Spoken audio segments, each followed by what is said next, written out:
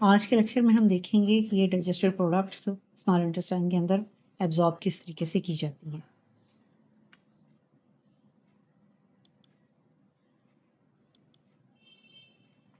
सबसे पहले हम स्मॉल इंटेस्टाइन स्ट्रक्चर को देखेंगे ताकि वो स्मॉल इंटेस्टाइन जहाँ पर कि ये एब्जॉर्प्शन हो रही है उस साइट ऑफ एब्जॉर्प्शन के बारे में हम बात करेंगे कि उसकी स्ट्रक्चर कैसी है जहाँ पर ये न्यूट्रिएंट्स एब्जॉर्ब किए जा रही हैं। इलियम, हमने स्मॉल इंटेस्टाइन की बात की थी तो हमने कहा था कि स्मॉल इंटेस्टाइन को 3 पार्ट्स में डिवाइड किया था, ड्यूडेनम,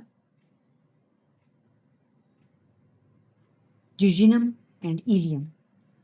इलियम ही वो मेजर साइट है जहाँ पर न्यूट्रिएंट्स की एब्जॉर्प्शन होती है। It is lined with the villi. 0.5 to 1.5 millimetre villi होते हैं and these are covered by the simple columnar epithelial cells. हर विलाई को एक कोलमनर एपिथेलियल सेल्स की लेयर कवर किए होती है एंड ईच विलस, हर विलाई प्लूरल है और उस एक सिंगल को हम विलस का नाम देते हैं। हर विलस के सेंटर में एक लेक्टियल मौजूद होती है। ये लेक्टियल लिम्फ कैपिलरी होती है बेसिकली, जो लिम्फेटिक सिस्टम के साथ लिंक होती है और एपिथेलियल कोलमनर एपिथेलियल लेयर के नीचे ब्लड कैपिलरीज का नेटवर्क हर विलस के अंदर मौजूद होता है। तो इस तरह से हम कह सकते हैं कि आउटर कवरिंग हर विलस की एपिथेलियल लेयर है, सेल्स की एपिथेलियल सिंगल लेयर है और उसके नीचे ब्लड कैपिलरीज का नेटवर्क है और हर विलस के सेंटर में एक लेक्टियल मौजूद है।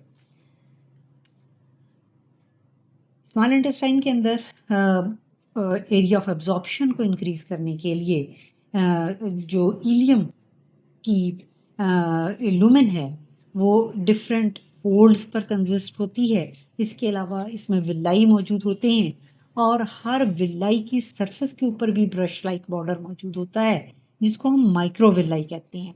इन सारी चीज़ों का यानी फोल्ड्स का, विलाई का और माइक्रो विलाई का मेन पर्पस यही होता है कि सरफेस एरिया को इंक्रीज किया जाए ताकि मैक्सिमम एब्जॉर्प्शन का प्रोसेस, जो डाइजेस्टेड फूड यहाँ से गुजर रही है उसके एब्जॉर्प्शन का प्रोसेस यहाँ पर किया जा सके और उसको ब्लड या लिम्फ के अंदर एब्जॉर्ब करके भेजा जा सके। दीज न्यूट्रिएंट्स जो आफ्टर डाइजेशन बन रहे होते हैं must pass through the epithelial cells and into the blood और द लिम्फ वेसल्स। इनको हर सूरत में इन न्यूट्रिएंट्स को, डाइजेस्टेड न्यूट्रिएंट्स को ब्लड या लिम्फ वेसल में एंटर होने के लिए एपिथेलियल सेल से गुजरना होता है। उन्हीं एपिथेलियल सेल से जो एक सिंगल लेयर की शक्ल में हर विलस के ऊपर मौजूद होते हैं। अब इस डायग्राम के अंदर आप देखेंगे कि उन्हीं विलाई को दिखाया गया है जो इलियम के अंदर मौजूद हैं, जो एब्जॉर्प्शन के प्रोसेस को इंक्रीज कर रही हैं by increasing the surface area of the internal lumen of the ilium. अब ये विलाई आपको बेशुमार यहाँ पर दिखाए गए हैं। इनमें से ये एक विलस आपको नज़र आ रहा है, ये देखें, एक विलाई, ये एक विलस है, ये दूसरा वाला है और प्लूरल को हम विलाई कह देंगे। यहाँ ये विलाई मेंशन किया गया है।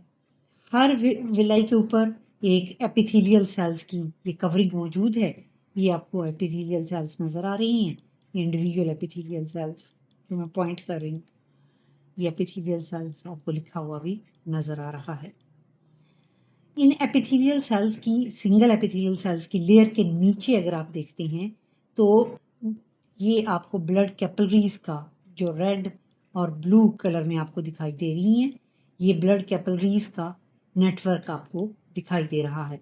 वो फूड जो लुमेन में से पास होकर स्मॉल इंटेस्टाइन की यहाँ से गुजर रही होगी आफ्टर द डाइजेशन, इसके न्यूट्रिएंट्स को इन्हीं एपिथेलियल सेल्स की लेयर में से गुजरना पड़ेगा और गुजर कर फिर ये ब्लड में या तो एंटर होंगे न्यूट्रिएंट्स या फिर ये इन्हीं एपिथेलियल सेल्स की लेयर में से गुजर कर सेंटर में जो डक्ट मौजूद है जिसको हम लेक्टियल कह रहे हैं, जो कि ग्रीन कलर की आपको दिखाई दे रही है, इसके अंदर एंटर होंगे। हर विलस के अंदर आपको एक ग्रीन कलर की सेंट्रल डक्ट भी दिखाई दे रही है।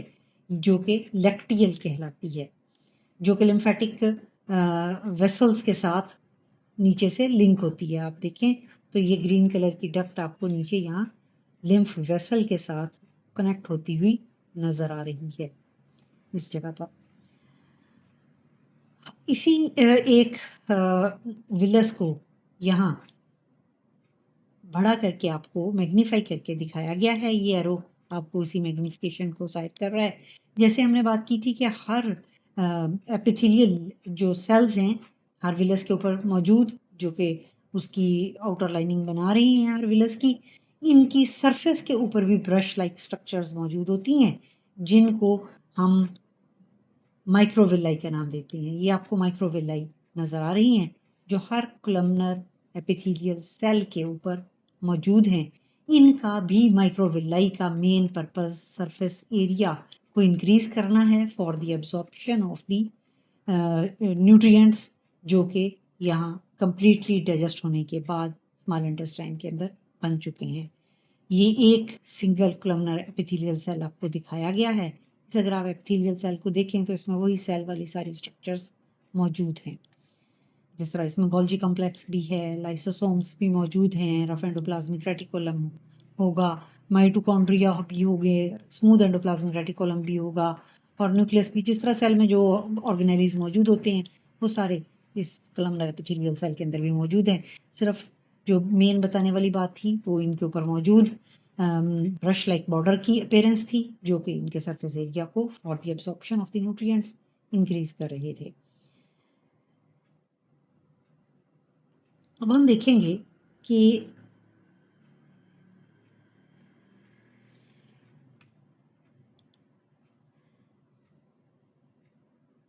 ये भी आपको इसी तरीके से एक विलाई दिखाया गया है।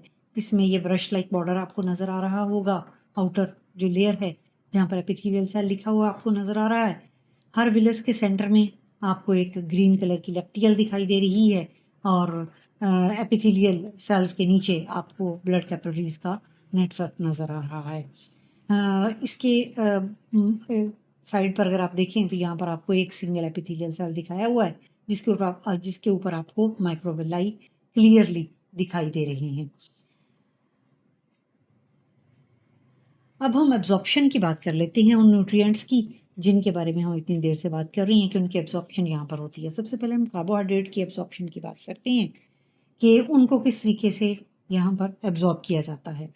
कार्बोहाइड्रेट्स हमने देखा था कि after the complete digestion carbohydrates को मोनोसेक्राइड्स के अंदर, कार्बोहाइड्रेट्स यूजुअली पॉलीसेक्राइड्स होते हैं, आफ्टर कंप्लीट डाइजेशन इनको मोनोसेक्राइड्स में कन्वर्ट कर दिया जाता है। अब इन मोनोसेक्राइड्स की एब्जॉर्प्शन का काम यहाँ पर हीलियम के अंदर होगा, और विलाई की हेल्प से उसी को हम देखेंगे कि किस तरीके से ये एब्जॉर्प्शन होती है। मोनोसेक्राइड जो यूजुअली ग्लूकोज होंगे या ग्लैक्टोज होंगे या फ्रुक्टोज होंगे, कोई भी इनमें से मोनोसेक्राइड हो सकता है जो आफ्टर कंप्लीट डाइजेशन कार्बोहाइड्रेट्स की बन गया है।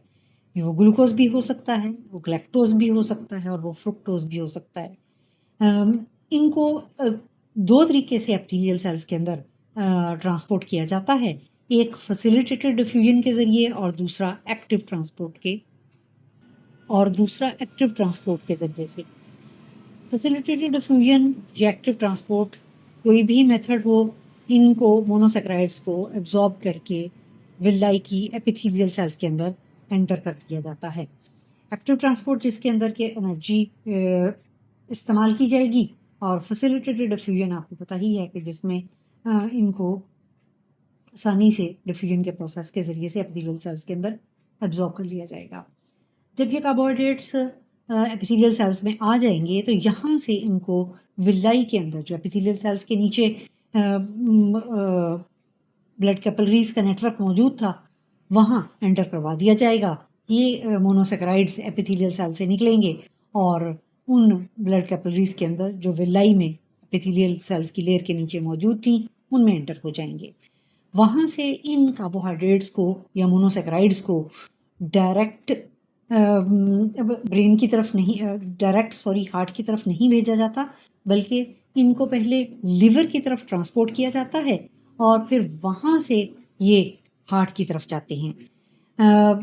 अब वो ब्लड वेस्कुलर सिस्टम जो इन कार्बोहाइड्रेट्स को विलाई से कलेक्ट करके लिवर की तरफ लेकर जाता है, उस सिस्टम को हम हेपेटिक पोर्टल सिस्टम का नाम देते हैं।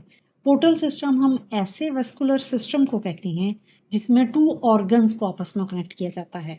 चूंकि यहाँ पर डाइजेस्टिव ऑर्गन्स को लिवर के साथ कनेक्ट किया जा रहा है जो कि एक अदर ऑर्गन है, तो इसलिए ये पोर्टल सिस्टम बन रहा है। चूंकि लिवर के साथ कनेक्ट कर रही हैं तो लिवर को हम चूंकि हेपेटिक कहते हैं, तो that's why this system is called the hepatic portal system. इसका मतलब क्या हुआ कि कार्बोहाइड्रेट्स जो आफ्टर द डाइजेशन मोनोसेक्राइड्स में कन्वर्ट हो गए थे, उनको सबसे पहले फैसिलिटेटेड डिफ्यूजन और एक्टिव ट्रांसपोर्ट की हेल्प से विलाई के एपिथेलियल सेल्स में ट्रांसपोर्ट किया जाएगा। वहाँ से ये कार्बोहाइड्रेट्स ब्लड कैपिलरीज में, विलाई की ब्लड कैपिलरीज में एंटर हो जाएंगे और ये ब्लड कैपिलरीज इन कार्बोहाइड्रेट्स को या मोनोसेक्राइड्स को कलेक्ट करके ट्रांसपोर्ट करेंगी via the hepatic portal system to the liver. वहाँ से लिवर से फिर ये ब्लड स्ट्रीम के अंदर दाखिल हो जाएंगे या हार्ट की तरफ भेज दिए जाएंगे। अच्छा, अब जो नॉन ग्लूकोज शुगर्स होते हैं, जिस तरह गैलेक्टोज है, जिस तरह फ्रुक्टोज है, जो कि ग्लूकोज नहीं है, ग्लूकोज के अलावा जो मोनोसेक्राइड्स होंगे जिस तरह गैलेक्टोज या फ्रुक्टोज, इनको लिवर के अंदर ले जाकर जब हेपेटिक पोर्टल सिस्टम के ज़रिए से ये सारे मोनोसेक्राइड्स लिवर में पहुंचेंगे, तो लिवर का एक फंक्शन ये भी होता है कि उन मोनोसेक्राइड्स को जो अदर देन ग्लूकोज हैं, ग्लूकोज नहीं है, जिस तरह ग्लैक्टोज हो गया या फ्रुक्टोज हो गया, उनको पहले लिवर ग्लूकोज में कन्वर्ट करता है और फिर ग्लूकोज जो है वो हार्ट की तरफ भेजी जाती है ताकि उसको सेल्स की तरफ ट्रांसपोर्ट किया जा सके। अब इसको ग्लूकोज में कन्वर्ट करना क्यों ज़रूरी होता है? क्योंकि glucose is the instant source of energy in every cell. किसी भी सेल में एनर्जी जो इंस्टेंट सोर्स है एनर्जी का, वो ग्लूकोज ही होता है और उसी से एनर्जी हासिल की जाती है। इसीलिए इन नॉन ग्लूकोज शुगर्स को पहले लिवर में ग्लूकोज में कन्वर्ट किया जाएगा और उसके बाद ये सेल्स की तरफ हार्ट की मदद से डिस्ट्रीब्यूट करने के लिए भेजे जाएंगे। ये तो कार्बोहाइड्रेट्स की एब्जॉर्प्शन हो गई। अब हम दूसरे न्यूट्रिएंट की तरफ आते हैं, वो है लिपिड। उसकी एब्जॉर्प्शन को हम देखेंगे कि उसकी एब्जॉर्प्शन जो है वो स्मॉल इंटेस्टाइन के अंदर किस तरीके से होती है। लिपिड्स हमने देखा था कि after the digestion, complete digestion, lipids को ब्रेक डाउन कर दिया था हमने उनका फैटी एसिड्स और ग्लिसरॉल में। यानी कंप्लीट डाइजेशन के बाद लिपिड्स जो थे वो फैटी एसिड्स और ग्लिसरॉल में कन्वर्ट हो चुके हुए थे।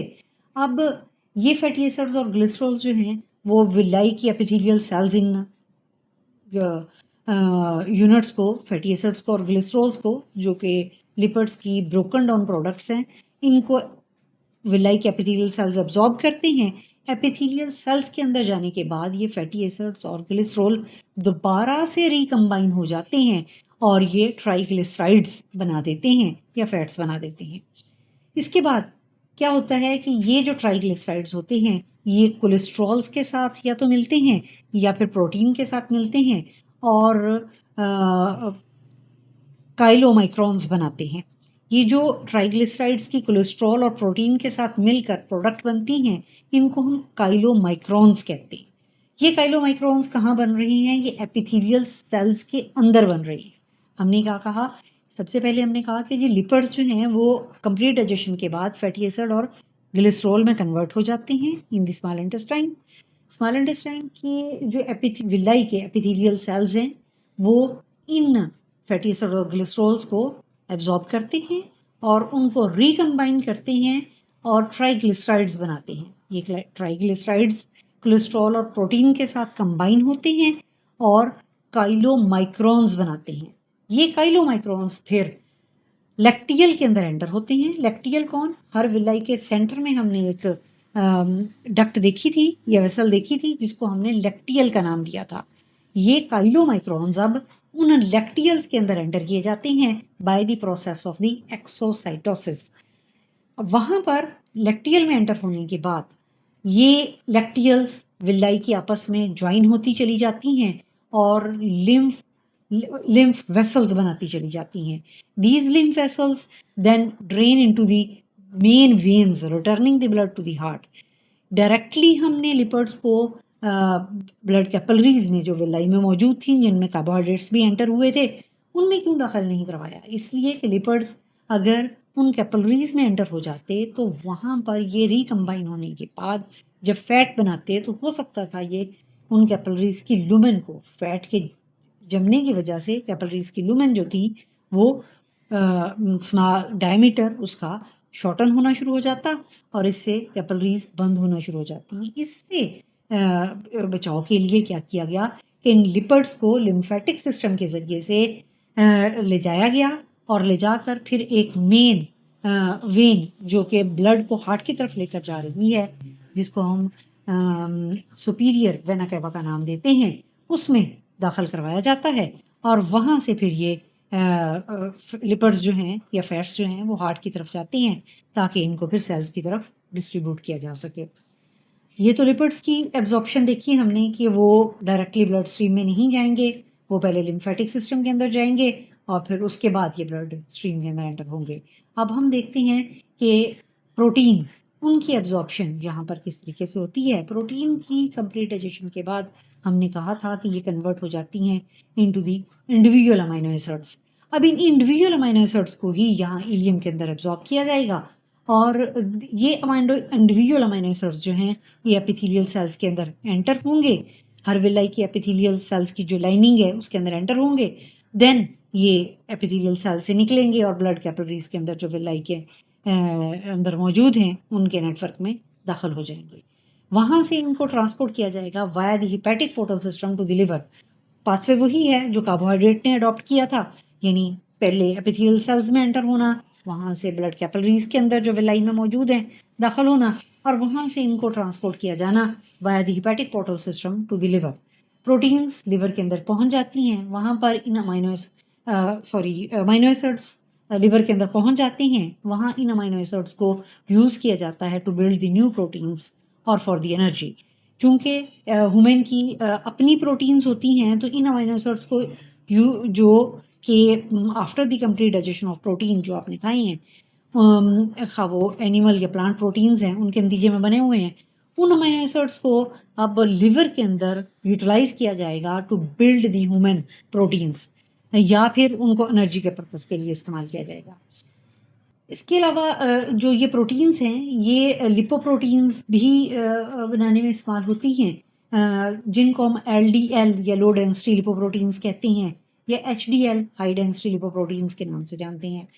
लो डेंसिटी लिपोप्रोटीन्स के अंदर हाई लिपिड कंटेंट होते हैं और उनकी डेंसिटी लो होती है, जबकि हाई डेंसिटी लिपोप्रोटीन्स के अंदर हाई प्रोटीन कंटेंट होते हैं और इनकी डेंसिटी हाई होती है। लिपोप्रोटीन नाम से ही जैसे आपको पता लग रहा है कि लिपिड्स जब प्रोटीन के साथ मिलते हैं तो जो मॉलिक्यूल्स बनते हैं उनको हम लिपोप्रोटीन्स का। अब हम अपेंडिक्स की बात करेंगे। अपेंडिक्स जहाँ इलियम लार्ज इंटेस्टाइन के साथ कनेक्ट होती है वहाँ पर एक सैक लाइक स्ट्रक्चर मौजूद होती है जिसे हम अपेंडिक्स कहते हैं। अपेंडिक्स वेस्टिजियल ऑर्गन्स में से एक है। ह्यूमन के अंदर चूँकि ये वेस्टिजियल ऑर्गन्स में से एक है तो इसका कोई ख़ास पर्पस नहीं होता। Appendix contains the mucus associated lymphoid tissue, यानी यहाँ पर लिम्फाइड टिश्यू मौजूद होता है और ये म्यूकस सेक्रेट कर रहा होता है।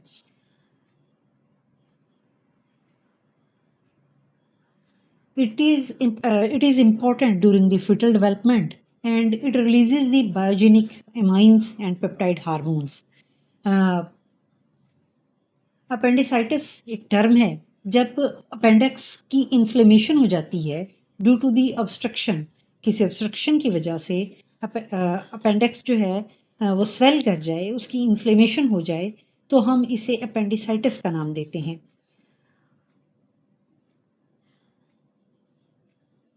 अपेंडिक्टोमी, जब अपेंडिसाइटिस हो जाता है तो फिर इसकी वजह से बहुत ज़्यादा पेन होना शुरू हो जाती है। अपेंडिक्स की जगह पर वो हार्ड हो जाती है क्योंकि उसके अंदर अनडाइजेस्टेड वेस्ट मटेरियल कलेक्ट हो जाता है और उसकी वजह से वो हार्ड हो जाती है। अगर आप उस जगह टच करें तो आपको वो जगह हार्ड या स्वेल हुई फील होती है और अगर ये इसी तरीके से अनट्रीटेड छोड़ दी जाए तो ये अपेंडिक्स बस्ट हो सकती है और इसके अंदर जो मटेरियल मौजूद है जिसकी के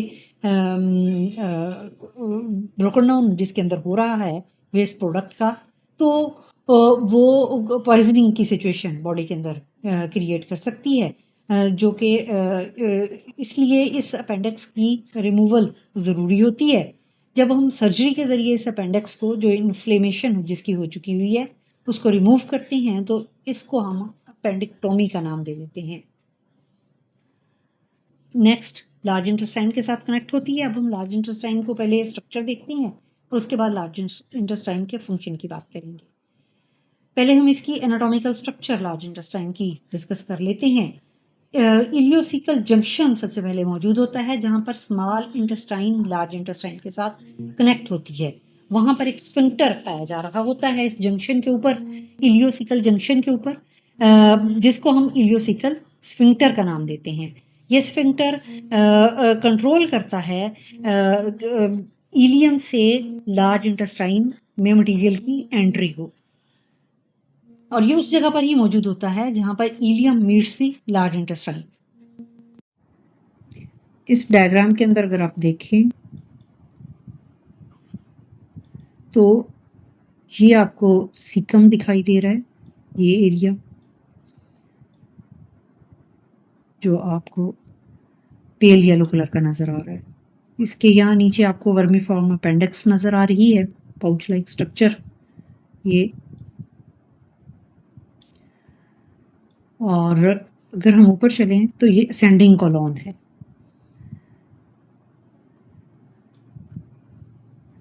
और इससे नेक्स्ट अगर हम चलते हैं तो ये ट्रांसवर्स कॉलोन का एरिया आपको नज़र आ रहा है। और अगर हम इस साइड पर आते हैं तो ये आपको डिसेंडिंग कॉलोन नज़र आ रही है। और ये जो पार्ट है सी शेप लाइक एरिया, ये सिग्मॉइड कॉलोन है। इस तरह कॉलोन के जो 3 पार्ट्स हैं वो आपको नज़र आ गए। असेंडिंग पोर्शन, ये ट्रांसवर्स पोर्शन, ट्रांसवर्स कॉलोन जिसे हम कहते हैं, और ये डिसेंडिंग कॉलोन 3rd पार्ट, और ये सिग्मॉइड 4th पोर्शन। इस तरह से कॉलोन को हमने कहा था कि हमने 4 पार्ट में डिवाइड किया हुआ है। सिग्मॉइड कॉलोन आगे एम्प्टी होती है into the rectum. Muscular portion है ट्यूब लाइक एरिया जिसको हम रेक्टम कहते हैं, जिसके अंदर फेसेस को कलेक्ट किया जाता है और यहाँ से फिर फेसेस बॉडी से बाहर एक्सपेल किए जाते हैं थ्रू दी एनस। ये एनल कैनाल आ जाती है, निचला पार्ट रेक्टम का, जिसे हम एनल कैनाल कहते हैं। और एनस के ज़रिए से ये एरिया एनस का है जहाँ से फेसेस को बॉडी से बाहर एक्सपेल कर दिया जाएगा।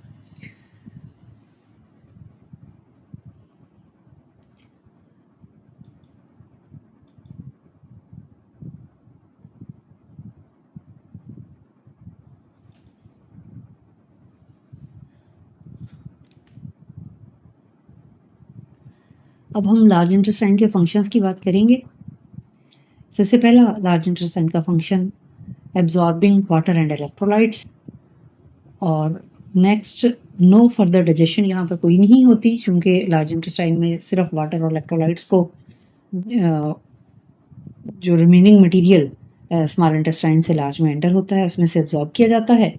क्योंकि यहाँ पर कोई एंजाइम्स नहीं होते तो इसलिए यहाँ पर कोई डाइजेशन का प्रोसेस नहीं होता, क्योंकि हमने स्मॉल इंटेस्टाइन में डाइजेशन के प्रोसेस को कंप्लीट कर दिया था और वहीं पर हमने डाइजेस्टेड प्रोडक्ट्स को एब्जॉर्ब करके ब्लड में शामिल भी करवा दिया हुआ था।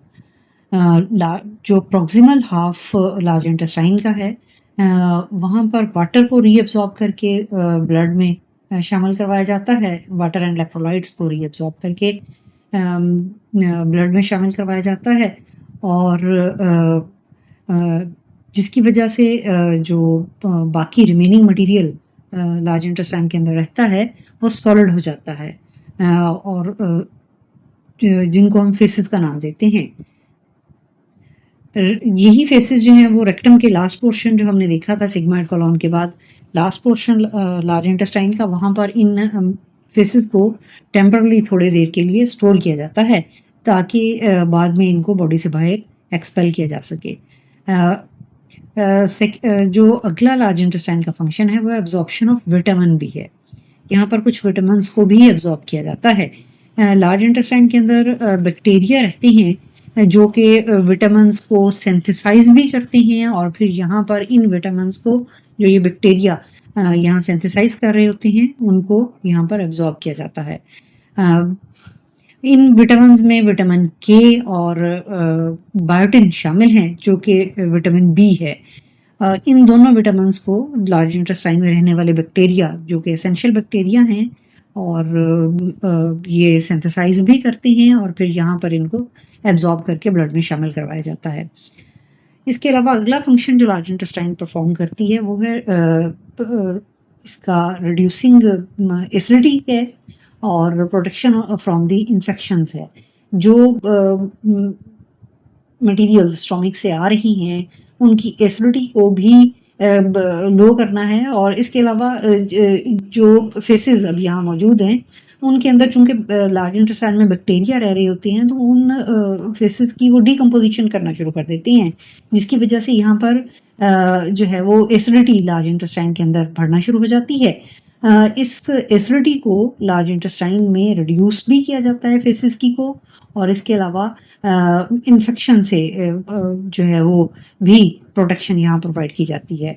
जो लार्ज इंटेस्टाइन के म्यूकोजा के सेल्स हैं, म्यूकोजा जो इंटरनल लेयर है एपिथेलियल सेल्स के ऊपर म्यूकोजल सेल्स की जो लेयर है वो बाइकार्बोनेट्स रिलीज कर रहे होते हैं जो कि न्यूट्रलाइज करते हैं उस एसिडिटी को जो डाइजेस्टिव प्रोसेसेस के दौरान जो है वो पैदा हो रही होती है फूड के अंदर और उसको न्यूट्रलाइज करने का काम ये बाइकार्बोनेट्स कर रहे होते हैं।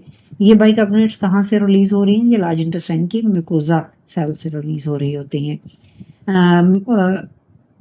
ये म्यूकोजल सेल एक बैरियर के तौर पर भी एक्ट कर रहे होते हैं और माइक्रोबियल इन्फेक्शंस और इन्वेजन से भी प्रोटेक्शन जो है वो प्रोवाइड कर रहे होते हैं।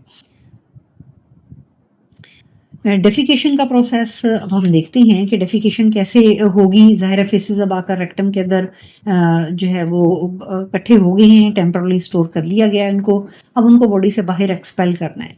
इनकी बॉडी से बाहर रिलीज के प्रोसेस को हम डेफिकेशन का नाम देते हैं।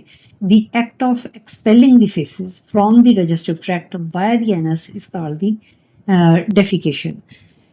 डेफिकेशन अब सबसे पहले हम इन्फेनेट्स के अंदर देखेंगे और फिर हम अडल्ट के अंदर देखेंगे क्योंकि दोनों के अंदर डेफिकेशन का प्रोसेस थोड़ा सा डिफरेंट है। डेफिकेशन बेसिकली एक रिफ्लेक्स के ज़रिए से जनरेट होती है जिसको हम डेफिकेशन रिफ्लेक्स का नाम देते हैं। सबसे पहले हम इन्फेनेट्स के अंदर देखेंगे डेफिकेशन रिफ्लेक्स कैसे जनरेट होता है।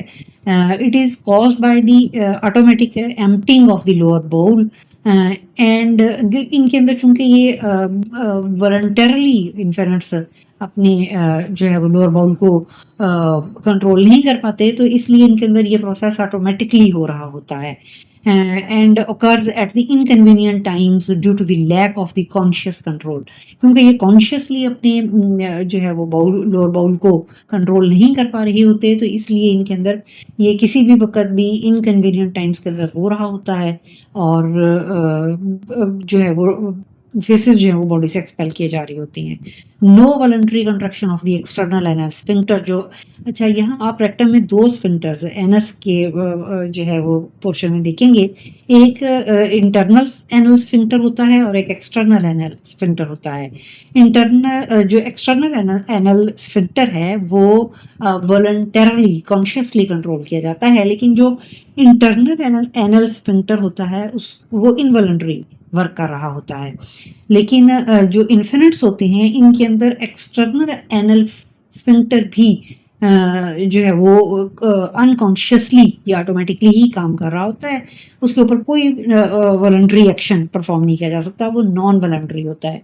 इसीलिए तो इन्फिनिट्स के अंदर जो डेफिकेशन का रिफ्लेक्स है वो अनकॉन्शियसली हो रहा होता है, वो कॉन्शियस कंट्रोल में नहीं होता। अब हम अडल्ट्स के अंदर देखते हैं कि डेफिकेशन कैसे हो रही होती है या डेफिकेशन रिफ्लेक्स कैसे हो रहा होता है। Defecation reflex can be caused या can be voluntarily initiated in the adults। मर्जी से होता है adults के अंदर जब वो चाह रही होती हैं। पर्सन होल्ड्स डेफिकेशन के प्रोसेस के दौरान सबसे पहले तो वो पर्सन जो डेफिकेट करना चाह रहा होता है फेसिस को वो अपने जो ब्रीथ है डीप ब्रीथ लेता है और उसको होल्ड करके रखता है। एंड ड्यूरिंग दिस प्रोसेस जो उसके एब्डोमिनल मसल्स हैं, डायफ्राम के मसल्स हैं, वो कॉन्ट्रैक्ट करते हैं, जिसकी वजह से डायफ्राम जो है वो स्ट्रेटन हो जाता है। जब डायफ्राम के मसल्स रिलैक्स होते हैं तो वो डोम शेप में होता है, बट जब डायफ्राम के एब्डोमिनल मसल्स कॉन्ट्रैक्ट करते हैं तो इसके नतीजे में डायफ्राम जो है वो स्ट्रेट हो जाता है, जिसकी वजह से वो नीचे की तरफ प्रेशर इंटेस्टाइन के ऊपर, लार्ज इंटेस्टाइन के ऊपर एक्सर्ट करता है। ये प्रेशर जो है वो पूरी लार्ज इंटेस्टाइन पर फील किया जाता है और इवन रेक्टम तक ये जो प्रेशर जो है वो फील किया जाता है। It increases the internal pressure. जो एब्डोमिनल मसल्स कॉन्ट्रैक्ट होते हैं, डायफ्राम स्ट्रेटन होता है, तो ये इंटरनल प्रेशर इंक्रीज कर देता है, pushing the faces into the रेक्टम्स, जिसकी वजह से रेक्टम के अंदर जो फेसेस हैं वो पहुंच जाते हैं और वहां पर उनको पुश फील होता है। व्हेन रेक्टम इज फिल्ड, जब रेक्टम फिल हो जाता है, इन लार्ज इंटेस्टाइन से फेसेस आकर रेक्टम में इकट्ठे हो जाते हैं, टेम्परली स्टोर हो जाते हैं और रेक्टम फिल हो जाता है, then its wall distends and triggering the defecation reflex, जिसकी वजह से जो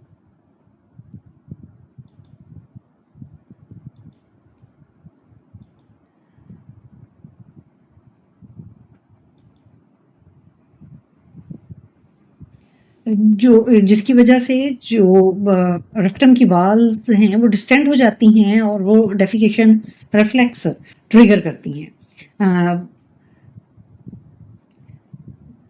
इसके डेफिकेशन रिफ्लेक्स के साथ साथ जो पेरिस्टाल्टिक वेव जीआईटी के अंदर नॉर्मल चल रही है, ये पेरिस्टाल्टिक वेव भी जो डिसेंडिंग कॉलोन है इसको स्टिमुलेट करती है and internal anal sphincter relax होना शुरू हो जाता है, जो कि पहले कॉन्ट्रैक्ट था, जिसकी वजह से रेक्टम से फेसेस एक्सपेल नहीं हो रहे थे, बॉडी से बाहर नहीं जा रहे थे, बल्कि वो रेक्टम के अंदर स्टोर हो रहे थे। तो इस दौरान, इस सारे प्रोसेस के दौरान फिर जो इंटरनल एनल स्फिंक्टर है वो उसके मसल्स रिलैक्स हो जाते हैं, ऑटोमेटिकली रिलैक्स हो जाते हैं, क्योंकि मैंने आपको पहले बताया था कि इंटरनल एनल स्फिंक्टर जो है वो ऑटोमेटिकली कंट्रोल हो रहा होता है। जब उसके मसल्स रिलैक्स होते हैं तो इस दौरान जो एक्सटर्नल एनल स्फिंक्टर होता है उसको सिग्नल मिलता है, उसके मसल्स को भी सिग्नल मिलता है एंड उसके मसल्स भी एट दैट टाइम रिलैक्स होने लग पड़ते हैं।